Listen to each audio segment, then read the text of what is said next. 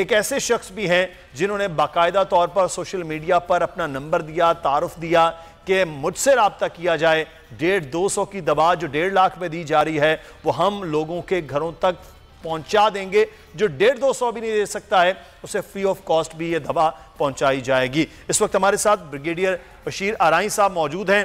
बहुत शुक्रिया ब्रिगेडियर साहब आपके वक्त का। सर, ये आपको ख्याल कैसे आया कि ये अद्वियात जो इस वक्त कोरोना की वबा में इस्तेमाल की जा रही हैं मुख्तलिफ जगहों पर, ये अद्वियात सस्ते दामों या जो नहीं अफोर्ड कर सकते उनको ये दी जाएं, ये कैसे ख्याल आया?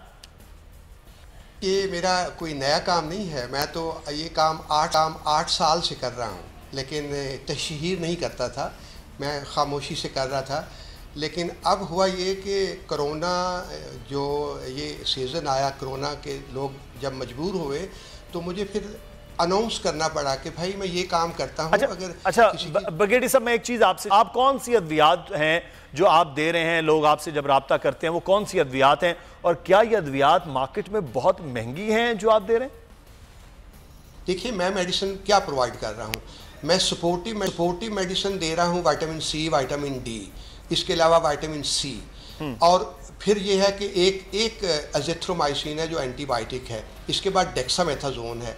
ये सारी मेडिसिन सस्ती हैं। डेक्सामेथाजोन अगर आपने किसी मरीज़ को देनी है तो इसकी टोटल कास्ट 100 रुपये से ज़्यादा नहीं है। अच्छा। लेकिन जुल्म ये हुआ है कि हमारी सोसाइटी में हम लोगों की मजबूरियों पे पैसा कमाते हैं।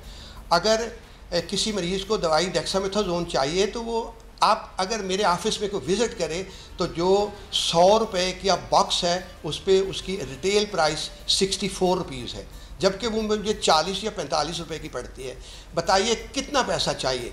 और मैंने लाहौर में, अगर आप लाहौर में 1 लाख रुपए की मेडिसिन रख दें तो वहाँ के जो लोग इन्फेक्ट हो रहे हैं उनकी ज़रूरतें पूरी होती हैं।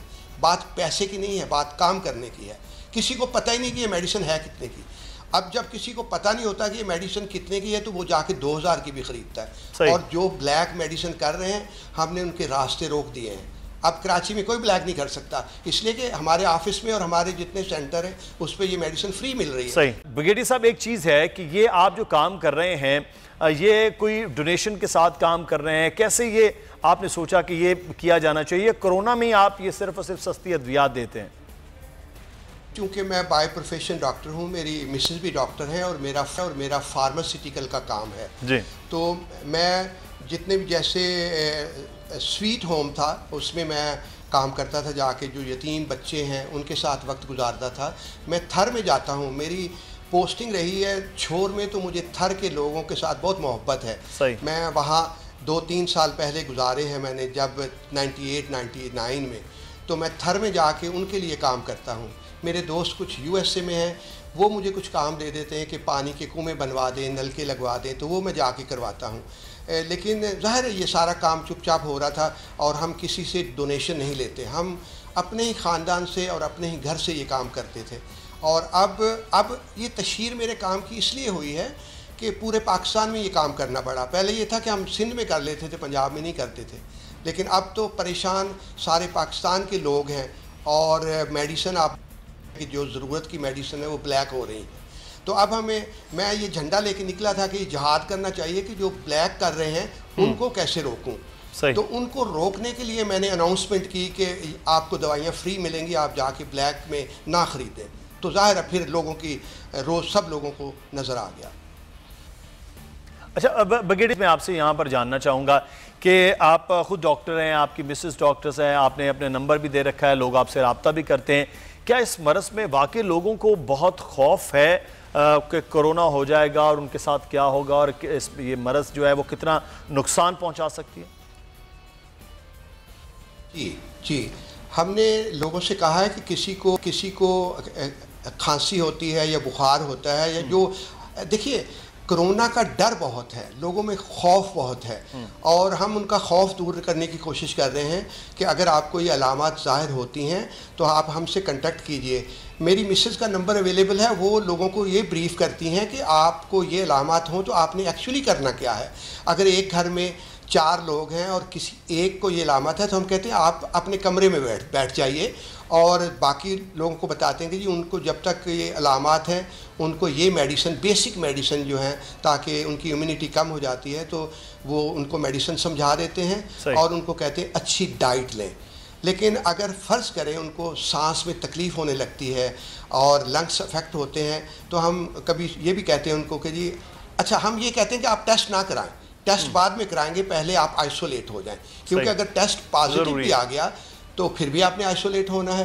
दूसरी वजह यह है कि अगर टेस्ट हम कराते हैं तो उसमें फ़ाल्स नेगेटिव और फ़ाल्स पॉजिटिव भी आ रहे हैं, इसलिए सबको एडवाइस ये देते हैं कि अगर आपको ये अलामात होती हैं तो आप अपने कमरे में आइसोलेट हो जाएं, ताकि दूसरे घर के अफराद या आपके कुलीग्स, वर्क प्लेस के लोग, ये जो काउंसलिंग है ये बहुत ज़्यादा ज़रूरी है इस वक्त, मरीज़ों के हवाले से भी, लोगों के हवाले से।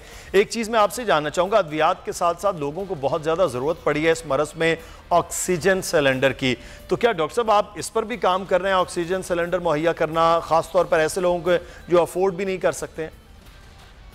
देखिए, ऑक्सीजन सिलेंडर पे मैंने काम नहीं किया था, क्योंकि मैं ऑक्सीजन सिलेंडर जो था ना वो सिर्फ आर्मी को प्रोवाइड कर रहा था। अच्छा। मेरा ख्याल था कि सांस लेना है इंसानों ने तो इस पे जुल्म नहीं होगा, लेकिन हमने तो हवा पे भी ब्लैकमेलिंग शुरू कर दी है।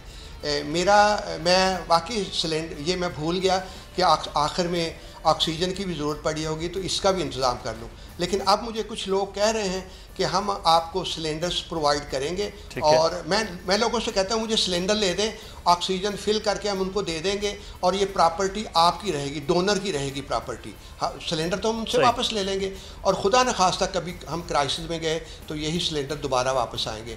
आई एम सॉरी कि मैं इस फील्ड ठीक है, बिल्कुल, बहुत ज़बरदस्त तरीके से अब आप इस वक्त लोगों के लिए, क्योंकि ये एक मामला ऐसा है कि अद्वियात का फराहम करना बहुत ज़्यादा ज़रूरी है, और वो भी सस्ती अद्वियात दी जाएँ क्योंकि लोगों को इस वक्त ज़रूरी है, लेकिन साथ ही साथ काउंसलिंग जो है मरीज़ों की किया जाना वो बहरहाल अहम है।